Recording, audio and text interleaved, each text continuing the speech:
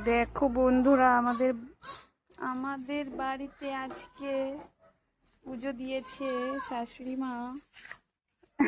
পায়েস করেছে এক হাঁড়ি, আর ফল প্রসাদ বিষ্ণুদেবের পুজো দিয়েছে। দেখো, তাই আমি একটু তোমাদের সাথে শেয়ার করলাম দুপুরবেলায়।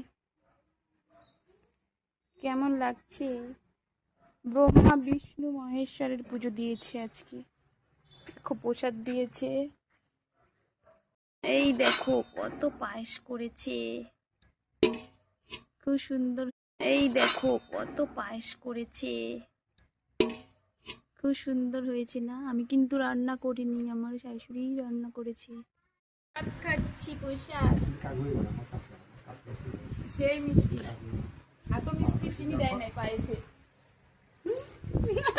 পায়েসে চিনি দেয় নাই।